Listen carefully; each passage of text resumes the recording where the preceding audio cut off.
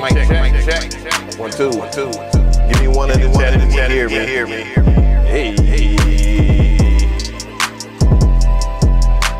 Yeah, we about to start up. Oh, 3, 2, 1.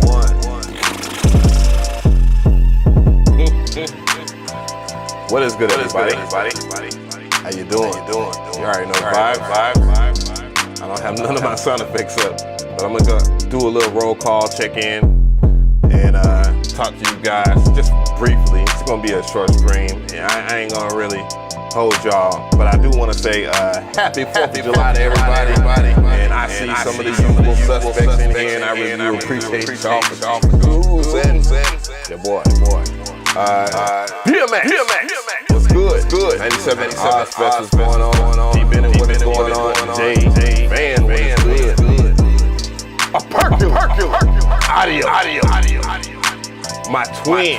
What's going on, my dude? Yo, Beans was good.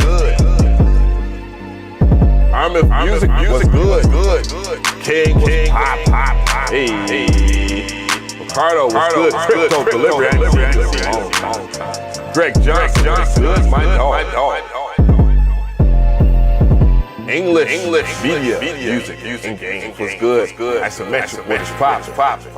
Patrick was good. Alex was good. Big Cookie on the track. Suck. Cannon. What is good? P.Music Mason, what is going on? What is good? As you know, as you can tell, there is no I Said It podcast today. I think I owe it to you guys to talk about some of the situation, at least from my perspective here. But no worries, there's no Joe Button type thing or anything like that. But, either way, I see some new people up in here. Let me go ahead and get some more roll call. Low Cobweb was good. PM2-6, what is going on? Hey, Paso! He thought I was cleaning the garage again. What did Greg Johnson say? Blessings to everyone. Thank you, Mcree, for the live stream. Oh, my pleasure. What up, chat? I see King. What's good? Yo, what it do? It does very well. Peace. Blessings to everyone. Yo, so, no podcast today. I wanted to take a break. It was me that just didn't really feel like going all the way over there to the podcast studio and get things fired up. I've been trying to get my bearings and stuff together and get my situation a little better in my humble abode. As you can see, again, I've been talking about it, but I got a little bit more lighting. I got the Korg wave state in the background there. Been learning that and just get my lighting situation together. Matter of fact, let me go ahead and sprucing up here as I get my iPhone together. Let's go ahead and see, so y'all can get a little bit of effect. I need to come in hot like this. Let's see here, studio lights. Let's get this going here. Oh no, scenes, yeah, blinking. Yeah, so we got a little bit of a light show now. And I think that would be pretty cool for when I do a couple of other things in the near future, cook-ups or whatever I choose. I just think it will enhance, and I will talk about that on the channel. Let me get this studio lighting all together or whatever. So I guess I got to slide over here. Let me go ahead and grab this right here. But yeah, I got the Korg wave state here. So there will be a impending video on this coming. And man, you can see this keyboard is pretty monstrous. I think it's like $700 right now. It was like 800, I think, when it was initially released a year ago. Everybody got it on YouTube. All the important YouTube channels got it ahead of time, and they got to play around with it or whatnot. But I don't necessarily need to have things first at hand just to be able to talk about them, just to get views or whatever. Shit. Sometimes it's about just showing, improving, and just enjoying your gear. I mean, that's how I feel about my MPC collection, which is dwindling, but still nonetheless. Did you steal it from a clown app? What? I thought that thing was down in the sewers. What? I've been having creative block like a mofo this week. Percolum, as creative as you are, my brother, I couldn't put that past you. Yeah, so back to Seeds of the Eden. So, I just chose, today, 4th of July, ironically, to talk about independence as a music producer, artist, or whatever you are, and some of the stresses that you'll probably run into if you're trying to pursue a career in it. Obviously, it's a whole lot different, and I mean, it's so different than when I first started making music and talking about making music professionally, like trying to rap and so forth. So yeah, it's a whole lot different than it's been. But I can't really complain about 2021 for the most part. It's been very good. Some bad, but you gotta take the good with the bad, or the bad with the good, or whatever you want to say. You're just gonna have different results. A lot of personal things can get in your way, especially when you're trying to do something professionally. But one of the things I do want to say to you guys is that you should never give up. And also that one of the things I've been blatantly forgetting to say is how much I greatly appreciate everybody that has tuned in. Also, if you can, hit the like button. Hitting the like button also helps this channel. And I will definitely get into more detail of what I'm talking about. And yeah, just fill everybody into what, at least my feelings are right now. As you can see, just to start things off, a lot of my content has dwindled. And I tried to kind of put a lot of energy into making the podcast pop. And for the most part, it was doing pretty well at first, but now it's a different situation, and it's been very stressful. I can't even lie to you guys. It's been very, very stressful because it's not about me. It's not about my co-host. It's really about you guys, and when y'all choose to tune in and so forth, hey, it's a blessing, and also at the same time, it's kind of a difficult thing to manage. And I've been trying to say this and tell people this for the longest, and I want full-blown participation, which I think all my friends have been giving me a lot of participation and doing the best that they can to make this thing work. And it's just been very stressful. Everything always has its ups and downs, and sometimes you just got to take a break from different things. This year isn't necessarily seeing that my content hasn't been, because I'm normally a 5-video channel, like 5 video a week type channel, but it's been like maybe I think I'm topping off at like maybe 7 or 8, 10 videos a month, and it's kind of been a drag. It's been very difficult to kind of muster up the strength to get things done. As you can see, just by the background alone, lighting and so forth, and different furniture, not a bedroom no more. A lot of things have changed in my life, period. Thank you, Young Beans, for that donation. I really do appreciate it, my dude. And I'm gonna read what you just wrote. Young Beans says, "Never give up on music. Never give up music if it makes any." Never give up music. If it makes anybody else feel any better, I have made music for over 3 years, and to this day I have only made 2 sales. If you are dedicated and the talent is there, success will come your way. Be patient, love you, gesture. Word. Rock on, my brother. Yeah. Shoot, I couldn't even tell you what my third year looked. What was my third year? My third year, just going at music, I would say probably when I went to college, my freshman year, I was a freshman in the year 2000. So, no shame in that. I'm old. Y'all can guess that by my gray hairs on my facial hairs, gray facial hairs. Yeah, my third year was pretty challenging.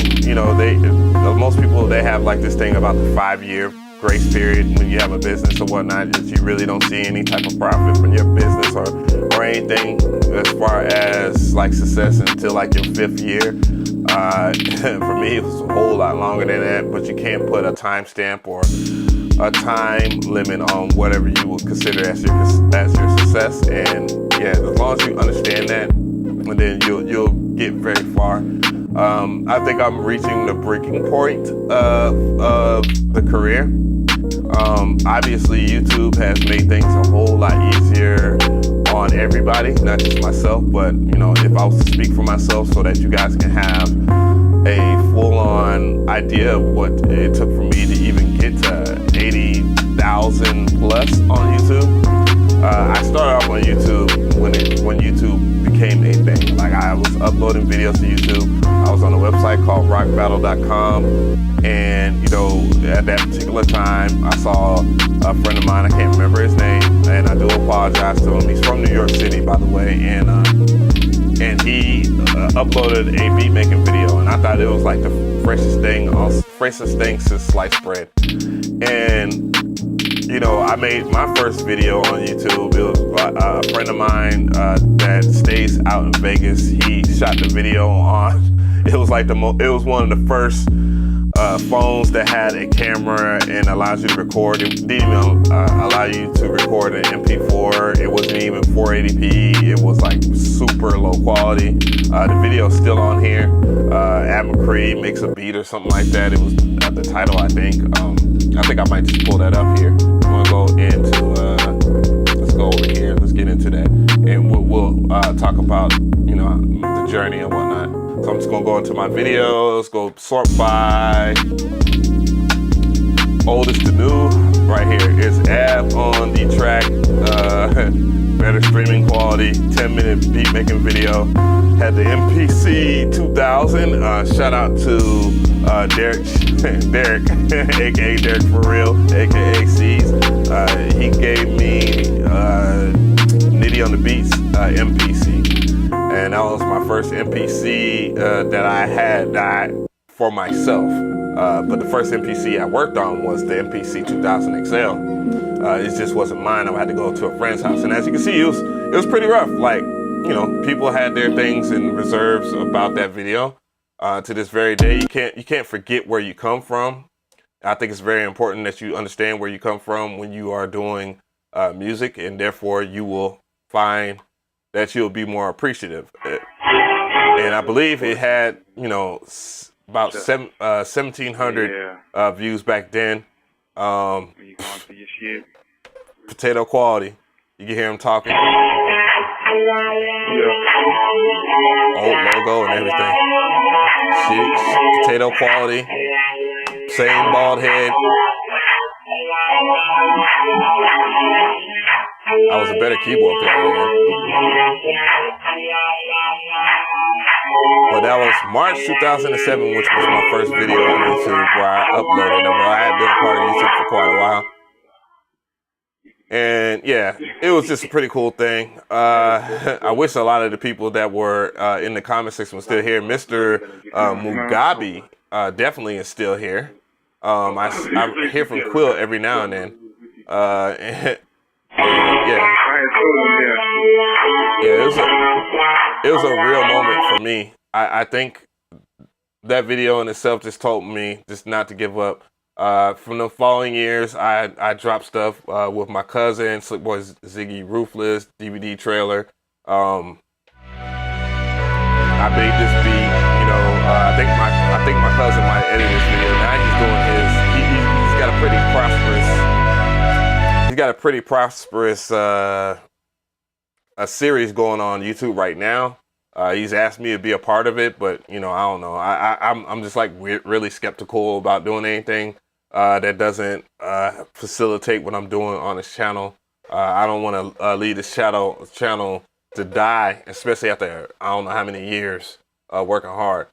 Yeah, it was a DVD. You know, back in the day, you know, it really wasn't. YouTube wasn't as big as it is now, to where people ultimately consume on this platform. And therefore, you know, this was the biggest thing at the time. pot this game over. Your president of sleep or entertainment like Jane Hoover. But nah, this ain't no death jam. Nothing but straight soldiers, killers and orangutan. Yeah, we keep it gutter, man. Me slick seeds, blue top, going Eddie Kane, no more petty hustling. I don't even know what CeeLo's doing. He has the same first name as me, same government. Got rid of the soft focus and beat it out the cut though. Got me Still a got that package CD and move work. that bitch up out the back though. Now we doing bigger things, bigger cars. You can see they fucking with cheese. Low heavy. There go Cuzzo right there. There go Cuzzo right there when he had the dreads. Set bound, we still going. No time. That's C's right there. That's Derek. Gotta get it with that music of trapping. Put my music on. You know, I might bring that back. 8 niggas holding automatic 223s. City, we still sneaking. See they fucking with. A lot of real ones. A lot of the homies, they locked up right now. But yeah, shit. It's a whole bunch of stuff. I did remixes too. Like I did a whole bunch of remixes, and yeah, those videos saw enough. I think my first big video at the time was this video, which is in the crappiest quality possible. DJAveMcRee, you already know Trap Camp. To give y'all kind of a foresight, it's just a studio tour of Rico Wade's studio, and that's something I would love to have on the podcast too. And I've always been a fan of organized noise, and you know I got to meet a lot of the people that I look up to, and boy, I'll have a little bit more about that a little later. But Future Star DJ, MPC 4000. You already know. Yeah, the MPC 4000. This was like heaven to me. You know what I'm saying? I got the 2000 still balling. But yeah, this was like heaven to me right here. Just going into a studio, a whole bunch of equipment that I always wanted to work on. It with a whole ass legends. You know what I'm saying? And that was a really big moment in my life. And I had to give a special shout out to James, man, a homie I work with, part of Dukes of DeVille. He brought me over here to meet Rico Wade, and I was just like, same normal face that I have usually, where it's just like not so shocked, but I was super excited just to see all this stuff. Just, you know, big ass SSL 3000. Oh, no, that's the 4K. That's the 4K board, you know. But it just made me feel like I was doing something. That's Rico right there. It's just too dark for you to hear him, see him, hear him. Too dark to hear him. Too dark to see him. Posted that January 8th, 2008. You know what I'm saying? So give it the time period and what Young Beans was talking about as far as like, you know, putting in work and seeing something from it. You know, it's always a whole bunch of everything. But yeah, a little later on, got to work at the legendary Patchwork Studios. I wasn't very great at editing video. Of course, you know, software and hardware technology was nowhere near as big as it is now. And you know, this right here meant the world to me, because there's another situation where I saw and was happy with it. That's my dog right there. He's getting married. Shout out to him. That's Cleanse. I like calling him Cleanse instead of C-Lens. Rick. I've worked with him so many different times, and these are just moments that you just have to cherish. There's another person that y'all see him in the comment section. Is Will the Weirdo. He actually mixed this record. Big record. Very motivated off of look at Young Mcree with the frickin' chin strap, no gray hairs, skinny as shit.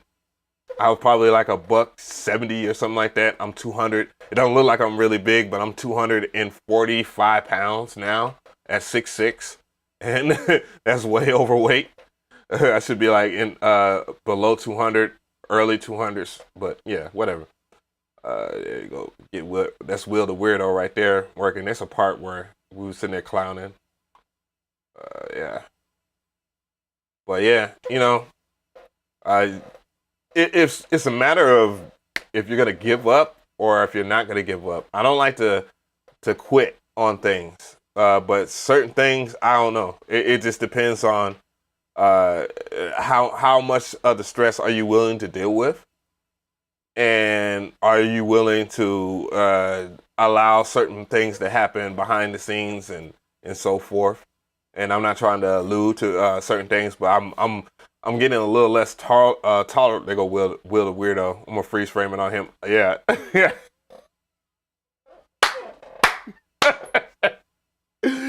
Oh, look at Rick. Rick like, what the hell? He was detoxing. Yeah, Will taught me a lot, man. Will the weirdo taught me a lot at that time. And they was already getting that. Their ball was rolling. Like, they was doing Real Housewives of Atlanta. They was producing for Candy Burgess. And they had they ball rolling. We all did. I was seeing pretty decent money from music, but that was like 2008, so that's 8 years, you know. Still no platinum plaque, but, you know, still at it. It's 2021 now.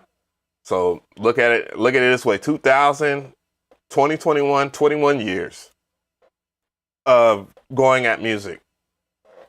Now, in hindsight of that, the last 5 years that I've done with music. Oh, Dr. Drill say he made you made your first boom bap track. That's what's up, man. Boom bap bias. Hey, get that piss in the elevator, as KT would say. Damn, what was I gonna say? Oh, in hindsight of that, a lot of work was put into the YouTube channel. Maybe 2015, I would say.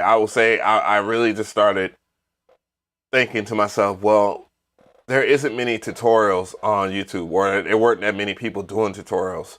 And I was trying to figure it out, like, how can I capture, you know, videos and stuff like that? How can I capture Fruity Loops and, you know, help out people as much as I can, spread the knowledge that I could. And once I started doing that and doing reviews, which all those videos are horrible videos. All those videos are horrible. My very first videos, let's go down the timeline here. Boop. Let's see if we can go down the timeline. So when I was messing with an old girl, Ika, she was I segued into doing her stuff. Her videos was blowing up on my channel, and she wanted me to do more of that, and I wasn't with it. I met Fuckboy in Vegas, and, you know, was doing that shit. Had produced for Young Jeezy along with my cousin.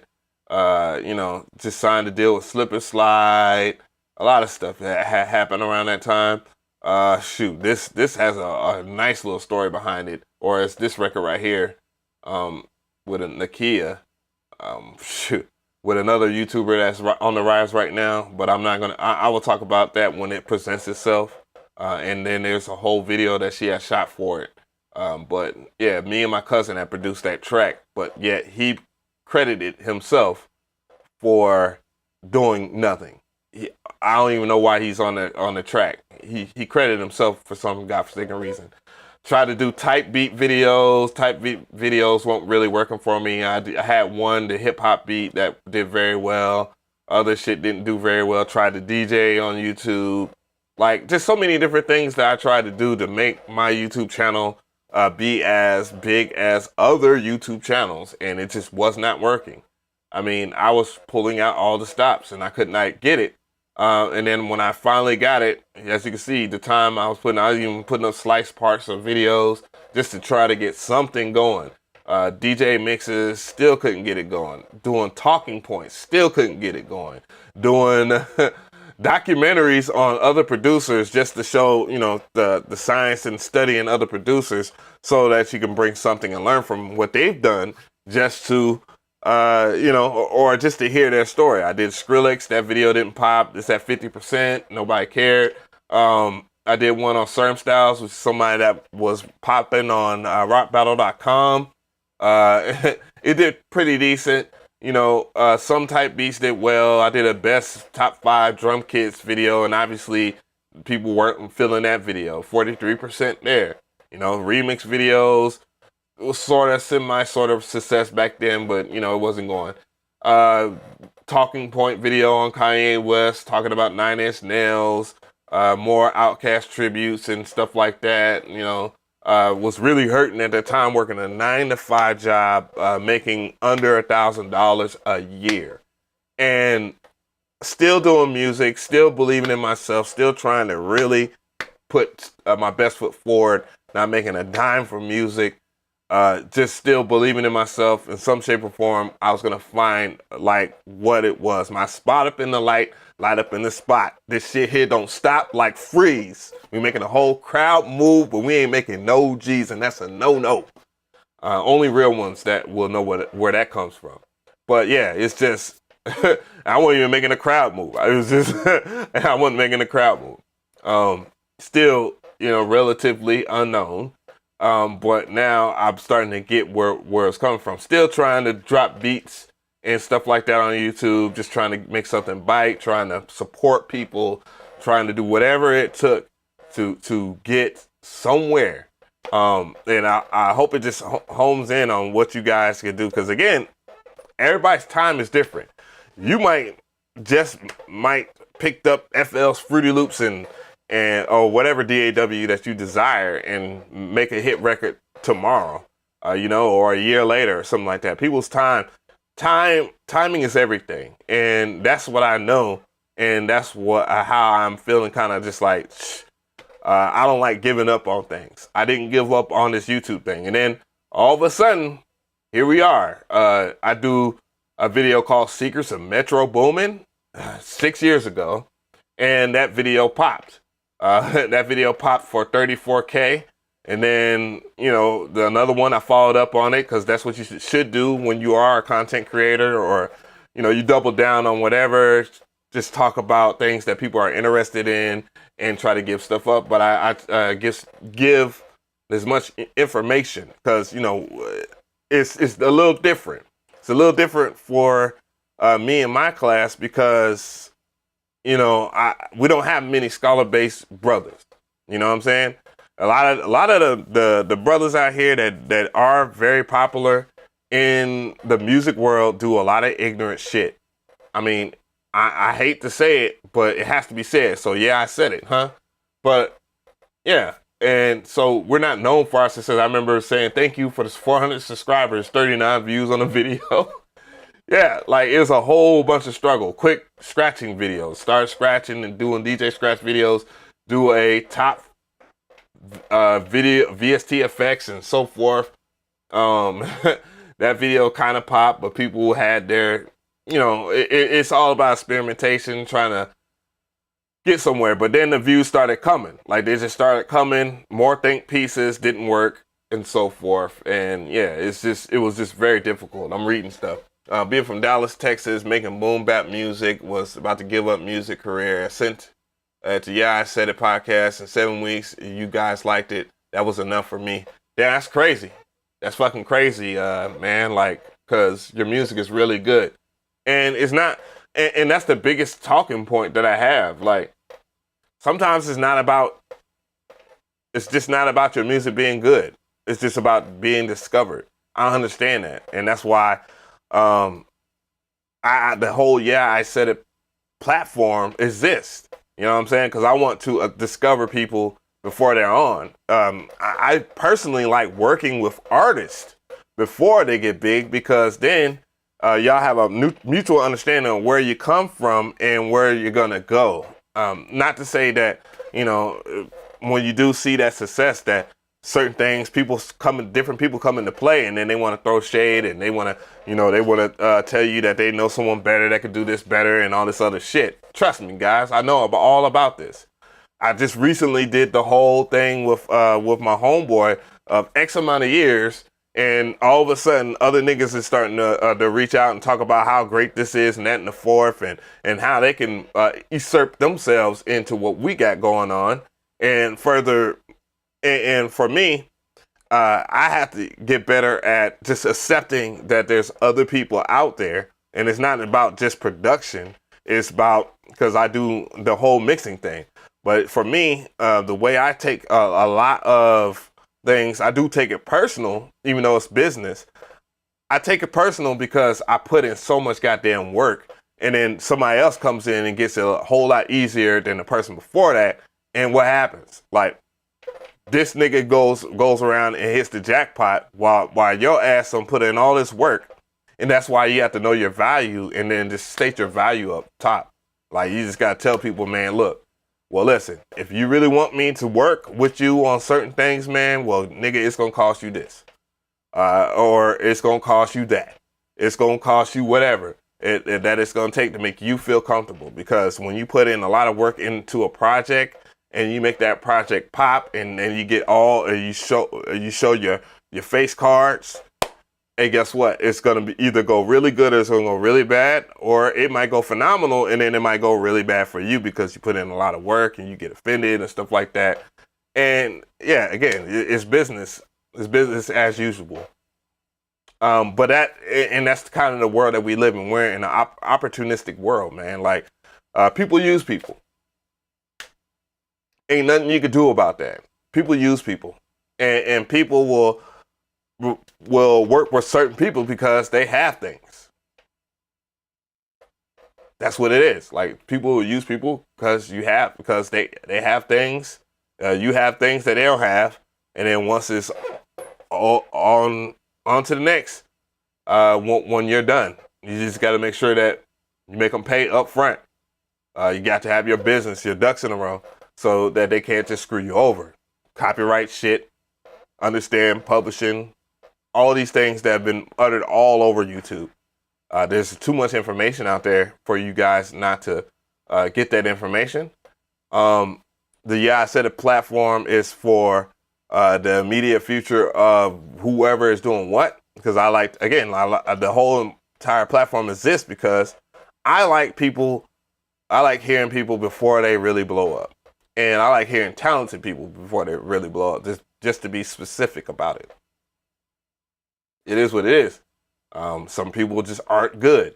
That's the whole reason why we rate stuff, because I was told by somebody, like maybe an episode in, I was told by Shouty Red, oh, you should tell everybody that you shouldn't rate beats because, that's going to discourage people and take people away, and then you can make more money if you don't do that. And I'm like, bro, it's not about the money. It's about telling people the honesty that they deserve. And yes, sometimes it hurts. I've been told many a times that my beats are ass, and that just made me go back to making beats on this motherfucker right here or in FL Studio and getting the game and getting it right. Getting it right. That's all. That's all you could do. And if you have that type of desire, you have that type of passion, you're going to do well regardless. And will it be tomorrow? Probably not. Will it be the next week? Probably not. Will it be 20, 23, 24? Who knows? But either way, if you don't give up on it, it will pay off. That's what it is. Natural payoff will happen. You know what I'm saying? But it's also stressful. It's very stressful. Sometimes you just, I don't have beat block. Right now, I just have people block. Shit. I have people block because I put in a lot of work to try to make other people shine before I shine. And sometimes it's very difficult to deal with people's emotions because you can't control people. You only can control the situation. So how can I control the situation? By not being there. Just not being there is probably the best thing that you could do. You know what I'm saying? That's what good weed is for. Yo, that's hilarious. Damn, they popping fireworks and shit. Oh man, but come out there with that semi-auto. I bet they will stop popping there.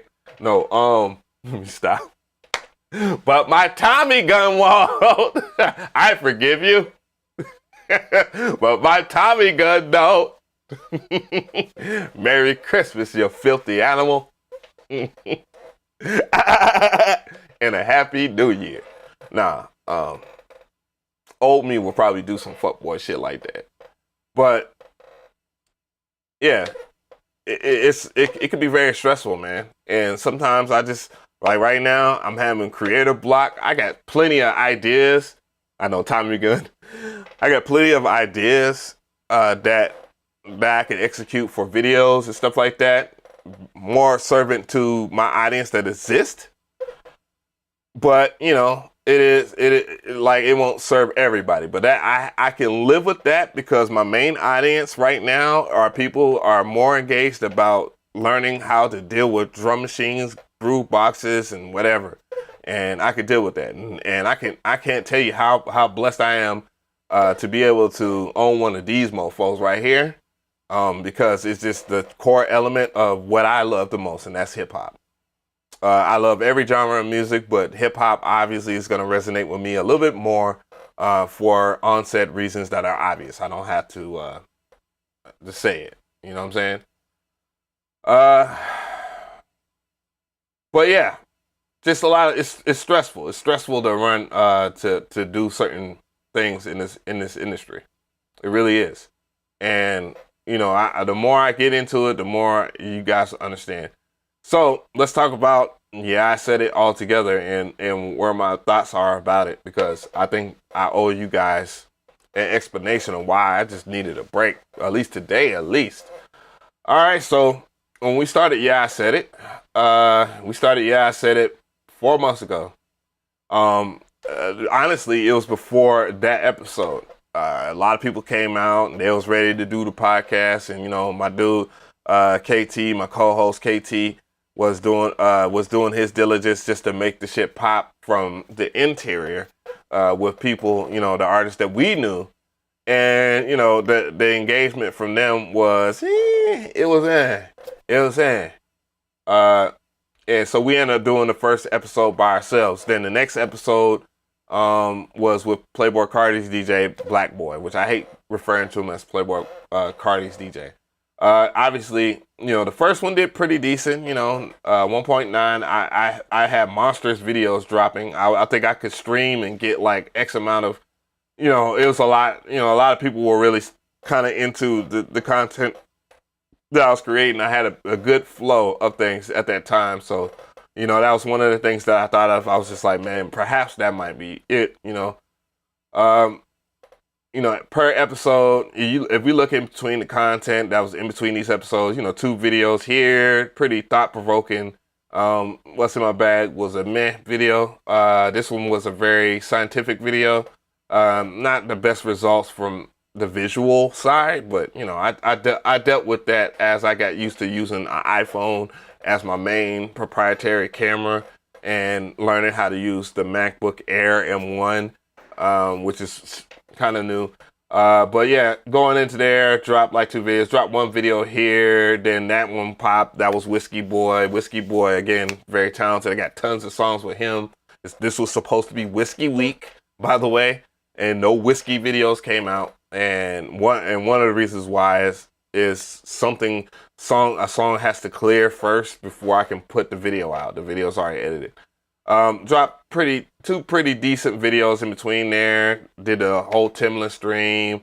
Did several videos and then dropped that with Trapping by Cherry, Miss 555. Couldn't get a guest that time. I called people and they just didn't want to show up. Episode 5, me and KT, 2K views. I could deal with that.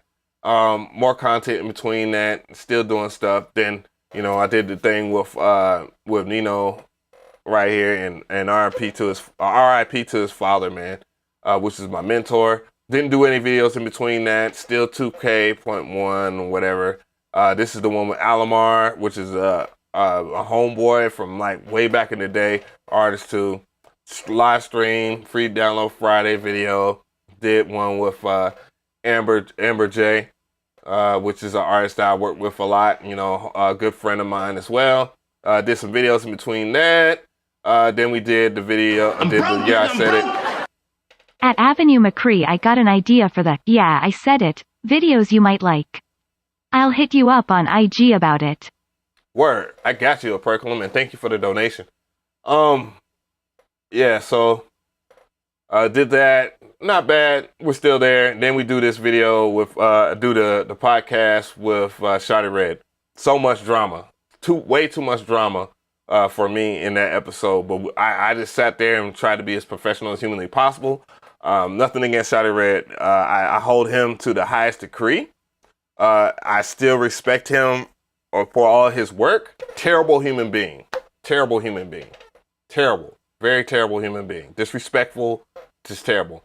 Yeah, I said it. This one, just all kinds of internet stuff happened, so I won't even count that as like a one that was really bad. MPC ONE debut with the retro color. Yeah, I said it. Then the numbers started kind of dropping. So I wanted to see, test out, do a live stream, do an MPC ONE video. You know, given that everybody wanted to see what the retro looked like and if it did anything different. Views go down on this one, 13. I believe this is when Detroit Knicks had passed, and man, just pushed through that one. Very tough week. That was a very tough week, man. Just dealing with his passing. It still, to this very day, just really bothers me. A lot of legends have passed this year, and it's just ridiculous. Yeah, started doing my typical MPC stuff. Yeah, I said at 14, no videos in between that. Yeah, I said at 15, numbers are still dwindling and so forth. And, you know, just try to put content up to make sure that people watch and, you know, they don't lose interest and so forth. Then KMO comes in and we do a video there. Then I do a follow stream and it's 3.1, but I get it. People really like what I talk about MPC stuff. So, you know, the difference in what people will like. Yeah, I get it. So, 17, didn't even crack 1,000. Now this is what really bothered me a lot. When we didn't crack 1,000 views on this right here, granted that we didn't have any special guests, you would think people are familiar with the format. That's when I really started questioning things. Did a video mad late on doing a Cheer Effects Collection 2 video. Not many views on that, but yeah, did another Yeah, I Said It. And this live stream, Yeah, I Said It. I don't know why this is in between that. I guess that could be counted as like 1,000, but yeah, you see what I'm getting at? Interest has dropped on Yeah, I Said It, making me lose interest on that. Also stressing it out. And what I say, when I tell you guys, when doing these live streams like that, I lose a lot of money. Me personally, I lose a lot of money. I'm a 100% don't have a job person.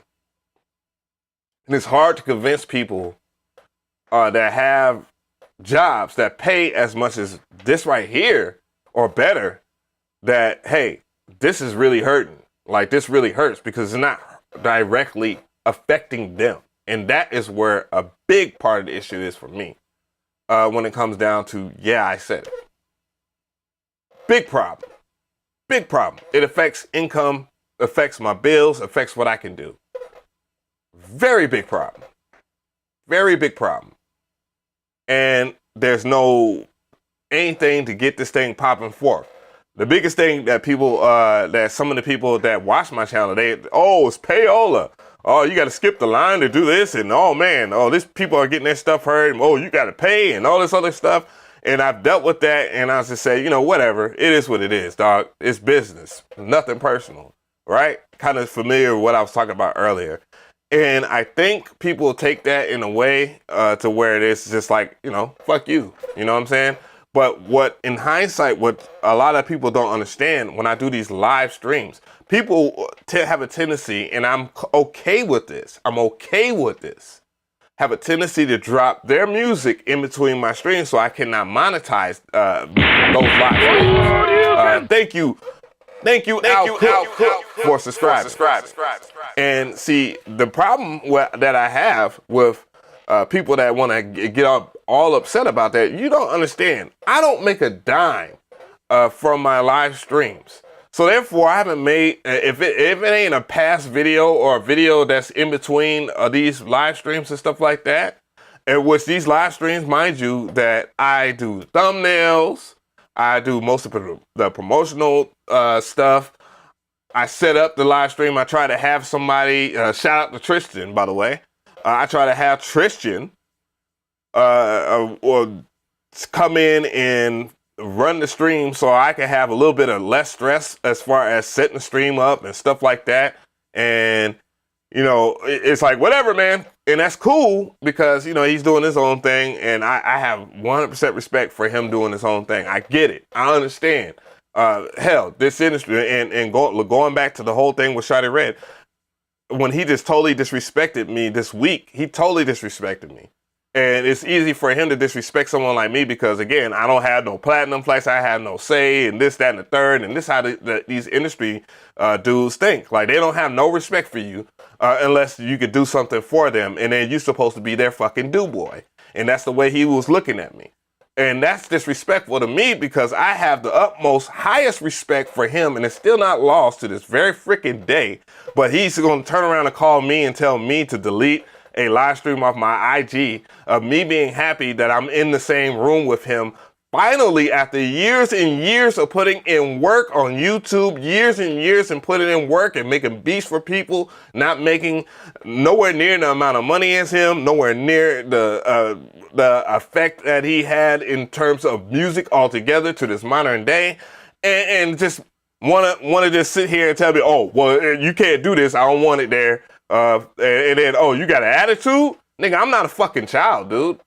But anyways, and it just makes you just realize to yourself that you can do shit by your DJ goddamn Avenue, self. you have helped those who need it and you are appreciated. I thank you so much for the donation. I really do appreciate the kind words. And then it just kind of, it's like an echo chamber because there's others that feel that way. And because they're all in the same group, same hangout, and there's times where I'm not around and all this shit, dog, and I'm not tolerating that. I'm not going to tolerate that because I put in so much freaking work trying to help people out. I tried to help people out with the whole MPC stuff, though I'm still learning how to use the MPC myself. I try to help people learn how to use the FL Studio. I try to give as much perceived value as humanly possible, as a scholar, as humanly possible, because damn, if it ain't easy to act a goddamn fool, and it will be very appropriate for my skin tone to act a goddamn fool constantly, and people wouldn't expect nothing more, nothing less. It would just be me humiliating myself, looking like a minstrel, all out here, looking like a fucking goofball. And it will be very appropriate. It'd be very appropriate because we already have that stereotypical image of ourselves. You know what I'm saying? Or, you know, and I'm not trying to make this into a color thing because I'm not sitting here. I could deal with a lot of the stuff that modern day society throws at me. I could deal with that because I've been dealing with it all my goddamn life. But in hindsight, I'm trying to give as much knowledge and an opportunity to people. I don't give a damn if you just started making beats yesterday. I'm not gonna shit on you. I'm gonna give you good advice. I'm not gonna sit here and fart on your dreams or whatever. And I'm damn sure not gonna use you for whatever you're gonna do. More likely, I will give you my shoulders, because pressure is meant for these damn shoulders, man. I could deal with that, but that really bothered me when Shawty Red tried to come at me funky like that. He tried to come at me as funky as humanly possible. And I'm sitting here like, bro, like, are you for real? Like, dog, like, it's just a damn live stream. It's just a live stream and it's on my IG and people like it and they're saying salute to the king, this, that, and the third of trap. Oh, McRee is finally getting his credit, his just due, and so forth. And surprise, surprise, it's a fucking another black person goddamn giving me this grief. Always like that. Always freaking like that in this goddamn world. And it don't be no damn white person that do that shit. As much as niggas like to complain about white people doing this, that, and the third, dog, why is it always other black people with this crab in the barrel fucking mentality, dog? Why is it always like that? Why is it always like that? But all I can do is just keep on doing what I'm doing and just say, fuck it. Fuck it. It's just cool, calm, clear as day. I can get the fuck over something like that and continue to deliver and do what I've been doing that's been working. And hopefully one day I will have that opportunity and be able to provide, build. Because I'm not going to sit here. This ain't no command and conquer shit, dog. Like, that's not how I operate. I'm just saying. But, yeah. I put in a lot of work, man. I put in a lot of work, and I try to give people the benefit of the doubt.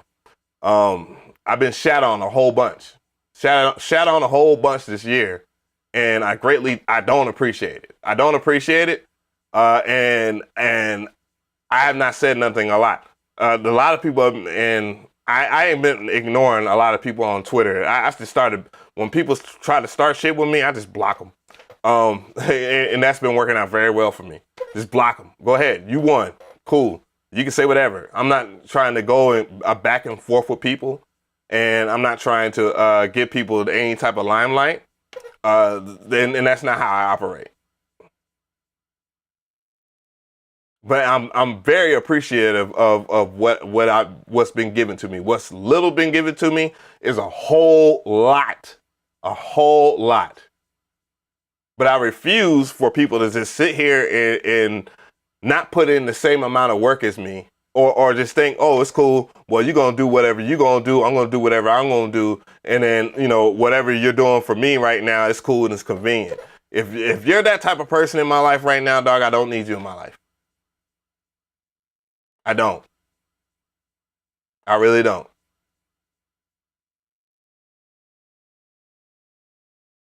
I really don't. Last year was a very stressful year for me. I lost my mother, a mom that was a mom, 100% a mother, and 100% a wife, 100% a great woman, and did her diligence to make sure that all of us, all of her kids, had the best life that she could provide, as well as my father too, because my father was in my life too. And I'd be damned if I sit here and act silly and act a fool just to get to move forward. I'm smarter than that. A lot of you guys are very smart at that as well. That's why I'm sitting here and spending my time. But it's very stressful to deal with a lot of that type of energy in the air. It is. And I'm not perfect at all. I'm not perfect at all. I know that. But yeah, it's one of those things where I just hope going into the future that it will become better. Thank you so much, Cigarillo. Yeah, I don't think Shotty Red is necessarily garbage, but I thought that was a very distasteful thing for him to do, and I was more than willing to deal with him. But when it came down to the whole talking shit and all this other stuff, I don't do that, man. I don't do that. I'm tired of doing stuff like that, or the back and forth and threatening and all this other stuff, and use a hoe and use a bitch this and all this other stuff, man, dog. I'm damn near 40, dog. I'm 39, bruh. Like, it's time to grow the fuck up. It's time to grow the fuck up.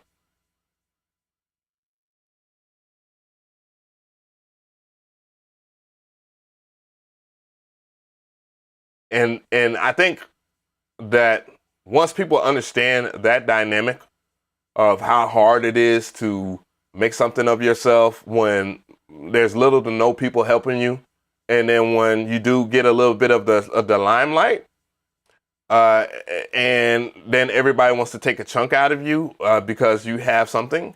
And then when you invite somebody, because I'm not going to sit here and just say people are just taking stuff from me or just doing whatever the hell.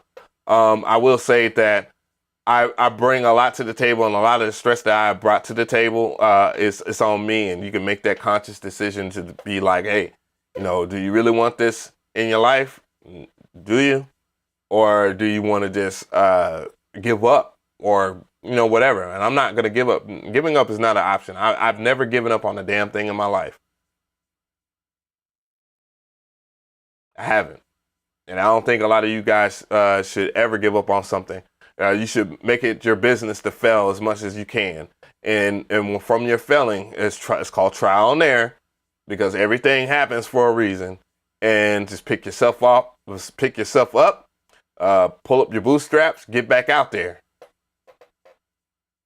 Thank you for that donation, BMX.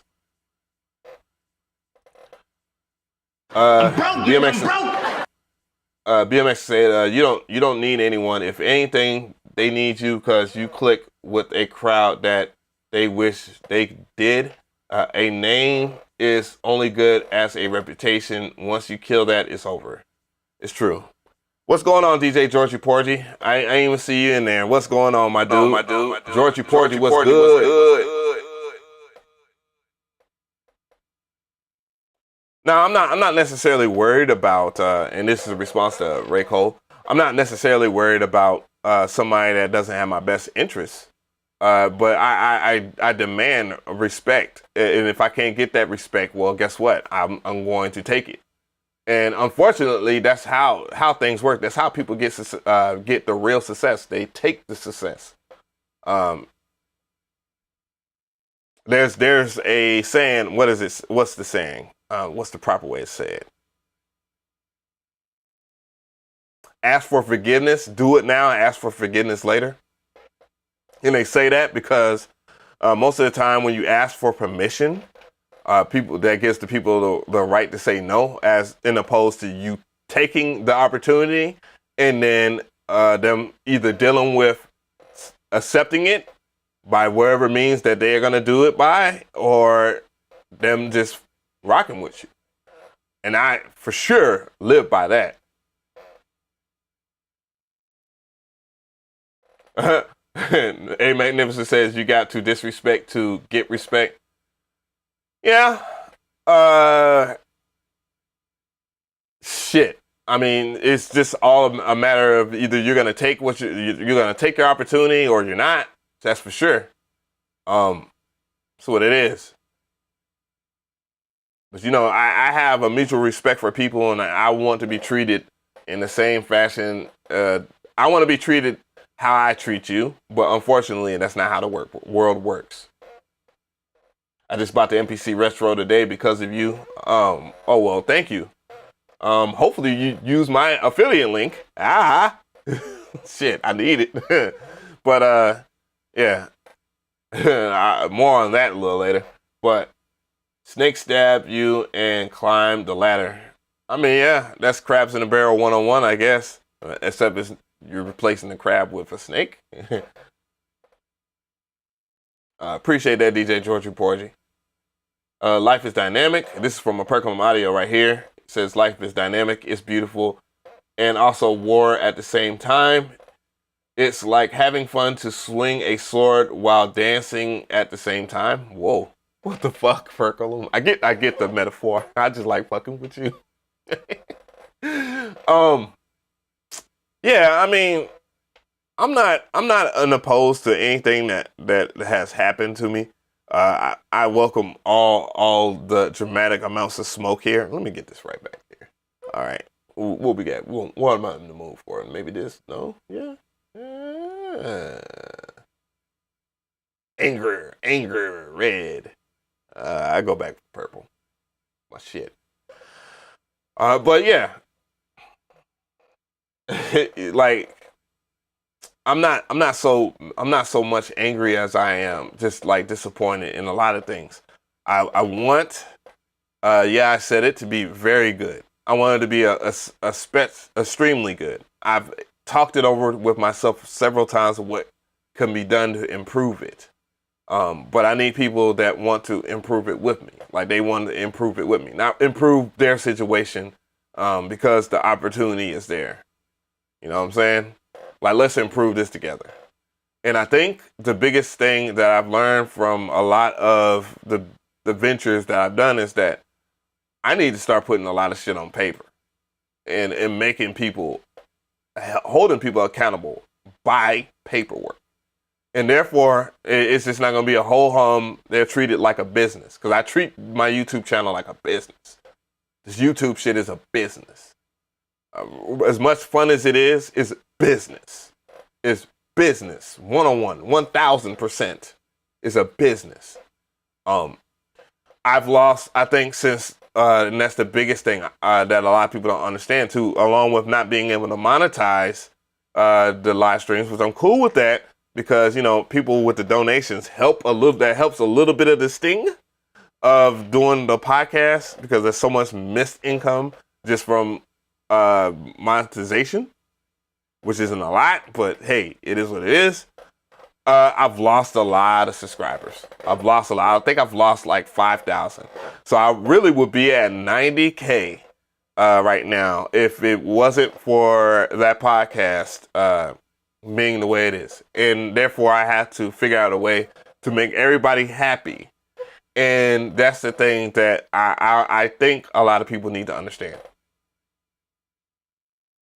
because I can put out more time and more effort into that platform that pleases everybody, and it pleases me too as well, because hey, I partake in it. I'm grown. I could just tell people fuck off, right? But painstakingly, like, I need people that really want to make shit happen, and there's no freaking excuse. I shouldn't have to do more than just one thing.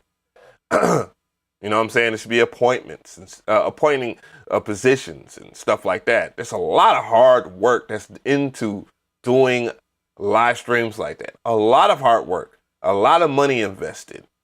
And please believe, I have invested the most amount of money. The only thing that is being provided is the area, which is massively inconvenient for me anyways. For me to go over there to the podcast studio, I lose money going and doing that.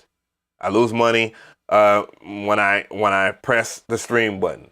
I lose money and subscribers and viewers and people that could potentially watch every video when I go off topic. All that affects what's going on, and I don't think that people get that through their skulls. And then I put on this happy face to try to make things go on, and it's making me very, very miserable.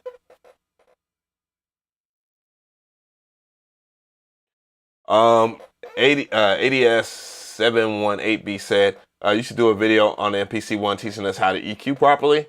One thing I will say is I don't EQ at all on my MPC beats. When I make beats on the MPC, I don't EQ. I use great sounds that already sound good. So sound selection is key. And I just mix. I'll do mixing of the melodies, which I just don't have the melodies blasting. I have them drums rocking. I don't add no compression. I ain't gonna lie. I use the lo-fi plugin. I think it's lo-fi air. And that is somewhat of a compressor. Because it's bit crushing, and it takes away some of those frequencies and stuff like that, giving the lo-fi effect. That's all I do. But yeah, I'm gonna do an effects video soon. I got like other setups set up. So where am I located? I'm located in the ATL.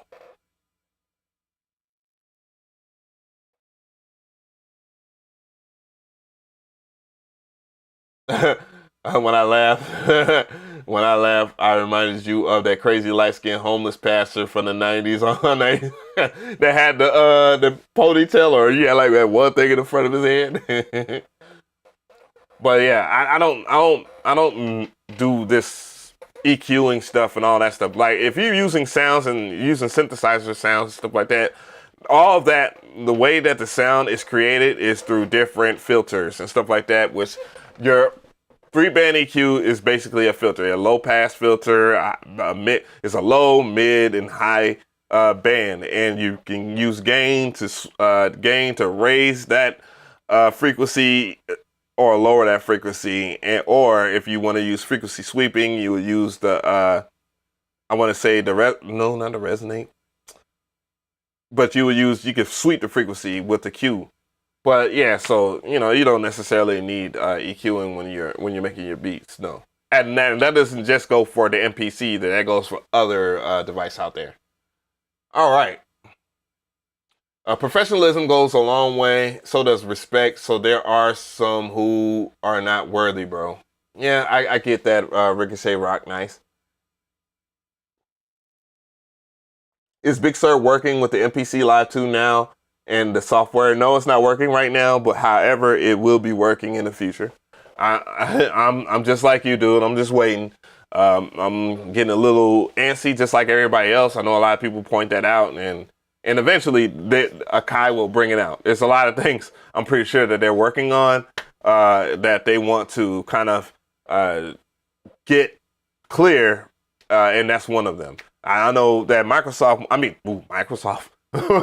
Apple has changed to 64-bit, a 64-bit OS, allowing for the SSDs to be used as allocated virtual memory, and that's the kind of the plus and the downside to the SSDs inside of your computers now. Even if you're on Windows, you can it still does memory swapping. That's why there's a performance hike for when you go from a regular click-based or layered-based hard drive versus a solid-state drive. And the memory, what it's doing is swapping the memory out from whatever free memory you have, and it's using that as your virtual memory. So if you have like 16 gigs, it will it will use whatever is necessary if you use the 16 gigs or beyond to have a smoother performance, especially for like live streams, beat making, and so forth. For those who don't understand how solid state drives are quote unquote faster, because it's pulling multiple duties instead of just like one duty of just doing physical memory. And that's the big thing. That's why the M1 MacBooks are slightly better, if not much better, than the Intel, their Intel-based counterparts of the past. But mind you, if I go a little bit further down the rabbit hole of technology, because I'm a tech head my damn self, well, the biggest thing about doing and using the M1, they started approving certification just like Windows when it comes down to certain things like drivers. Matter of fact, I bought a worthless third-party dongle from a company that I'm glad I didn't co-sign. And if you had to buy like Apple certified stuff so that you're able to use things like Lane, like like you could plug up like your Lane, your damn. I hate when I try to go down this intelligent rabbit hole and I sound like an idiot. But being able to use WLAN natively instead of using Wi-Fi, and that's another thing that the live stream, I said it, live streams usually be on Wi-Fi, and that's a self issue that I can improve. But yeah, so that's probably the biggest issue there. You know that the MPCs, they also have what you call Wi-Fi MIDI, which is very unique. There's not many device out there that have Wi-Fi MIDI, and so forth. All that doesn't work on the M1s now because again, they gotta get these things approved by Apple. And good luck. You know, if you're not a first-party developer, you're not gonna have first divvies. No matter how, it's like how Ableton Live 11.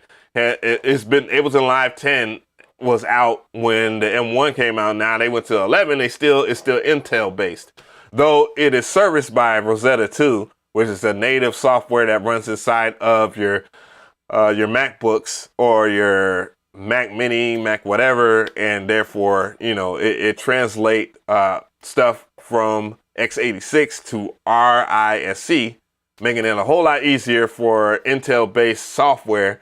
Which is something of the past, so that wasn't very possible when you use the different OS version on a Apple-based computer. Holy shit, it was a shit show trying to use software that on a new OS, and kind of Big Sur kind of solved that issue, though there's still a little bit of issues there. So, and if I was to go back and do it, I do like my MacBook Air M1. I love it, matter of fact. God bless my decision. It was only $1,000 at that. But I would definitely get a Mac Mini. I would get a Mac Mini M1. I would get that and use that for a whole bunch of things. Though I could, if theoretically, if you have good internet in your house, you could use Wi-Fi on your M1 Max, but it's just better to use Lane. Just plug it up natively, wired, so forth. Mac is whack unless you got deep pockets. Not true. You don't need deep pockets for a MacBook anymore. You can get a MacBook Air M1 and then have at it. Boom. There's a lot of software on the MacBook Air M1 that's very cheap. Matter of fact, if you get Final Cut is like what, $300 or something like that. Final Cut is much better in many cases than Vegas. Than Sony Vegas. I use Sony Vegas on my Windows laptop right here, and it's a pain in the ass sometimes just to edit a few clips. And this is and my laptop is a beast. Oh shit! Whoops. Hold on, guys. No! No! Hold on. Oh, shit. Come on. Oh, I slapped my computer and this was what happened. Oh, shit. Oh, hold on, guys. Speaking of Windows. Yo, speaking of Windows. There are a couple of things I wish that was better on the Mac, of course. Not having a nice camera without paying for eCam. Oh my God, I wish that was a thing. But of course, you could use your iPhone, or you could get just like a random iPhone 12 Pro Max. If you got deep pockets, you could spend $1,200, and then you got one of the best cameras in the game. Or you can use your iPad or so forth. You know, it's a lot of opportunity. I don't know if you can use multiple iPhones. I don't think that's possible. I think I tried that. I think I tried to use two cameras using Epoch Cam, that driver. Unfortunately, I think in my testing it did not work. But yeah, hopefully, you know, they'll do different driver updates. Again, I explained the issue of why it's taking so long for many different companies, because they're not first party companies. They don't have priority. So, that's the thing. Yeah, so that is a big issue. It's a big issue that I wish that Apple computers could resolve without you spending money, $200 something plus to use eCam and then be able to use OBS and so forth. You know, it's annoying. But the M1 MacBooks altogether, they're really good. I look forward to what the future holds with the M1 chip. 64 gigs of RAM, and if you're goody with the VM swapping, one with at least DDR3 cache i7 chip. Aren't we on DDR4, dude? We're on DDR4, player. And also you gotta consider bandwidth too, because you're working with data packets and so forth. And that's the thing, because if you don't have enough if you don't have enough bandwidth, my lips right now while I'm live streaming, it will be behind. It'll be behind. That's because the audio data packets aren't matching with the video data packets that are going into the computer, so forth. The computer's trying to handle it and stuff like that. And that has a lot to do with your virtual memory. And also, which I do like about Windows computers, though I don't have that big of an issue with my M1. Graphic card. But mind you, you know, again, M1 MacBook, and if they end up working with AMD or NVIDIA on a graphics card, I can only imagine that will have a better performance than my Windows laptop right here. But I mean, I'm good. I'm not gonna spend any extra money if I don't have to. Canon and all that fade to black. Imagine if when the lights came back on, Ab was wearing a different clothes and had strippers dancing behind him. Wow. That's all I can say with Perkins. Wow. Yeah, latency is just annoying. 773 get an MSI or Alienware with 64 gigs to make into a DAW. DDR4. Well, see, the thing is, there isn't many things that use that much amount of memory. If you want 64 gigs, anything or anything higher than 16 gigs, you're working with like 4K video, 8K video, so forth. I'm just doing a 1080p stream. I could go up to 60 frames per second, and it'll look kind of cool live, but it just wouldn't be. And I will still be able to do everything, like make videos and whatever. But yeah, like even when you game on your computer, like your games don't even take that much virtual memory.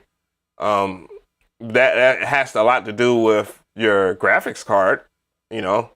But still, you know, it doesn't take that much virtual memory, because I can't even remember what I know. I have a GTX 1660 Ti, I believe, which isn't the best graphic card right now, but I mean, live streams, making beats, tutorials, and so forth. It's really good. But yeah, you're only going to utilize that kind of virtual memory when you're editing video. The M1 will change the face of processing power. Soon the M1 will be the Apple's phone, will be in the Apple's phone. The only thing that I have an issue with right now, and this comes, and I didn't edit this video because I did a video on the iPad Pro M1. Again, it's not necessarily the computing power that is the issue right now for me. It's just that the applications aren't utilizing it. They are not making the type of applications that would push that type of processing power. You know what I'm saying? That's the thing with Apple. It's just like, whoa, why y'all doing this and making stuff like that? And then you get an M1. You know what I'm saying? Imagine having your iPhone altogether. This right here is better. This right here is better than most people's damn laptops. Guarantee you. This damn iPhone 12 Pro Max is better than most people's damn laptops. But there's no software to prove that. I produce master heavy soft 2 plugins. I need that much RAM. I guess figuratively, if we're gonna talk about like very system heavy plugins, even that you have to consider a few things. One, I've done a test where I pulled up some Wave plugins, like most of their VST plugins. Like their VST synthesizer plugins are very system heavy, but I didn't have any problems or issues when I was running it on my Lenovo Legion. And I have 16 gigs of RAM right here in front of you guys. And when you also, as somebody that has a little bit of a background as a software developer and as a software engineer, memory allocation is different. When you pull up one instance of a plugin, it only takes that one instance of a plugin for your computer to remember how much it needs from that, and then it will pull, once you duplicate, it will pull from there. And therefore, the second instance that you pull up, it won't take as much CPU as the first initial one. And that's something that I don't think a lot of people know, but that is a thing.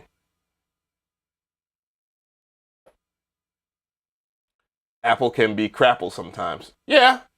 But I can count on one hand how many times it's crashed on me, especially when video editing. Video editing is just be a pain in the ass on Windows laptops. Oh, niggas out here tripping. Out here in this neighborhood, they tripping. And then you also, again, when you have a solid state drive as a hard drive, make sure that you get the biggest one that you could afford. I got a 2 terabyte one in this laptop right now. Make sure that you never go below a certain amount, of course, so that way you can deal with memory swapping. Because memory swapping will help that virtual memory in many instances, especially even with VST plugins. Like, you'll see the difference. I mean, holy crap! It takes my computer like what? 3 seconds to press the power button. Boom! Already on my desktop. I just got to type in a little password. Boom! I'm on my desktop. The MacBook M1. It has only 256, which is my biggest mistake. I wish I would have bought the one that had 1 terabyte. But yeah, it don't take that long to load the OS. Some of the apps are. It take a little bit to open up, but that's pretty much everything on startup. Regardless, it's gonna take a little bit of while, but after that, though, it's smooth sailing.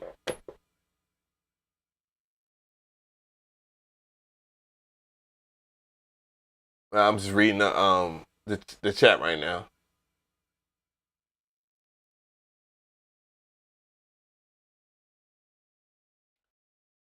Somebody said something about Android phones. I'm so happy that I have an Apple phone now. I'm just so happy to be in the Apple world altogether. I know why people are enthusiastic by it. I'm thankful that I wasn't a Apple fanboy at the very beginning, because then it would be a tough pill to swallow. We're talking about the Intel processors and all that stuff. And mind you guys, if we're looking at technology trends, A lot of companies are getting rid of Intel processors altogether because it's all this money, little improvement in processing power, little improvement of performance, little improvement to anything, little improvement to to being compatible with whatever. And AMD is just, I don't know. And if they're not doing that, they're doing what is it called? Ooh, my brain is not working right now. They're making their own processor, of course. They're dealing with ARM-based processors, just like how Apple is dealing with their own stuff. So they're making it. Going to Ryzen? I'm not going. I'm not going to.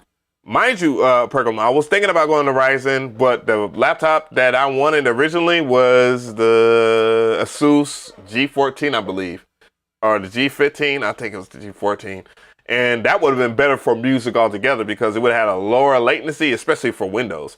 But it had lower latency and audio, lower everything in terms of specs, higher performance, better RAM allocation. Depending on whatever hard drive you had in there or a solid state drive you had in there, you would have a decent performance in terms of memory swapping. Of course, I would have went with a DDR4. I wouldn't have did DDR3. I can't think of the max, but I think it's over 3K now in terms of your bandwidth that you can get with DDR4, which is phenomenal. It's more than enough. Yeah, I would have been on a Ryzen. I would have been on a Ryzen laptop. I called it though in my video last year. I was like, dude, Ryzen computers are on the rise. AMD is back, you know, and they're affordable. That's the biggest thing. They're affordable, you know. You got an i7, you're okay. I mean, the Intel computers, I mean, my laptop right now, it's a Core i7. I can't even think of it. The 9th gen, so we're talking 9750, I believe, 9750H. On the cusp, and it's good enough. I mean, it's the last, I think it's the last series before they went to the 10th gen, so you're good to go. It's nothing really bad about it. It's just not going to be the best of performance right now. For the dollar, and you got to think about it. Technology improves quickly, very fast, rapidly. It's the biggest and most wealthiest. It's just the biggest, most wealthiest industry right now. So, you know, you can't have the best now. You know what I'm saying? It's just like what you get in the M1 MacBook or M1 Mac Mini or whatever. Like Apple's gonna make something better, you know what I'm saying? And they just got their shit together. And sometimes when you're an early adopter of a first generation, it could be very painful. It could be a very painful investment, and it backfires usually. So I wouldn't trip that you don't have a Ryzen processor. So you're not tripped. So it's not a big deal. You'll be able to do live streams and talk and have 1080p 60 frames per second and open up your DAW and have a successful YouTube channel, edit video and stuff like that. Depending on whatever software you're using, it's going to be a little less painful or more painful. For me, it's a mixture of both with Sony Vegas. If I'm editing videos on Windows, you know, Final Cut is Final Cut. Final Cut is proprietary Apple software. So I expect that shit not to be crashing as much. So, you know, I mean, it's up to you.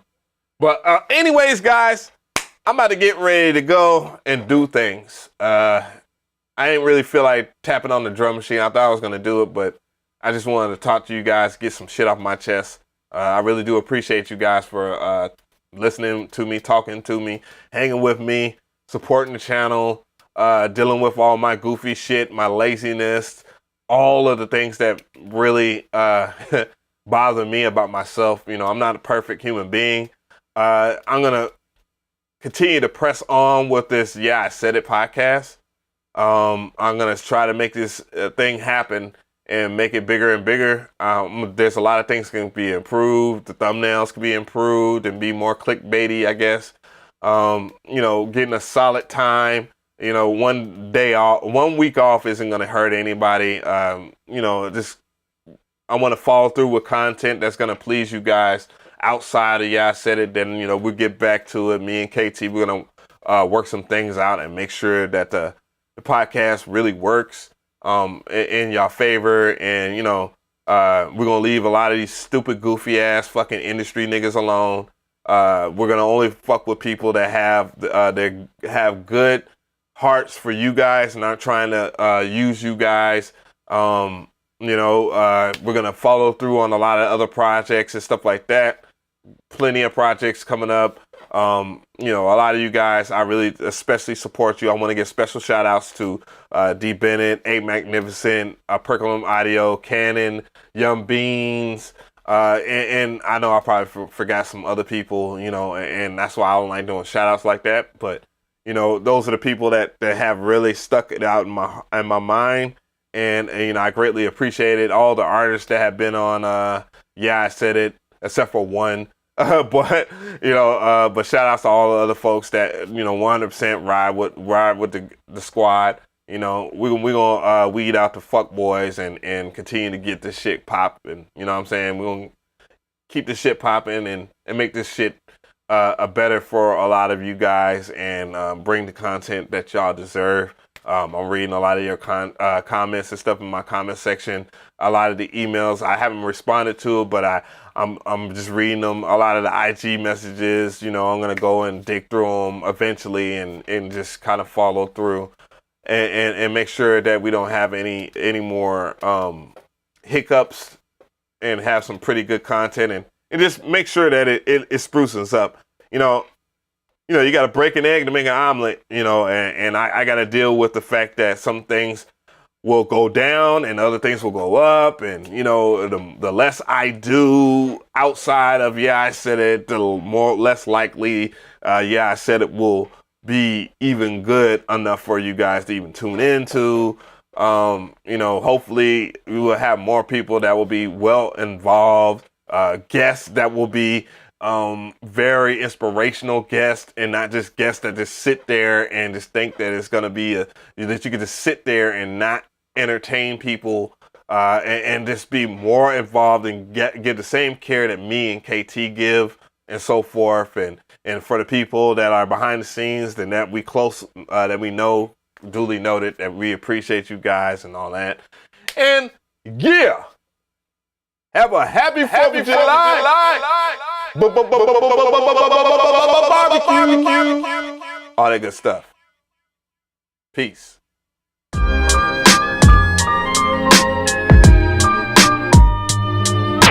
The sequence.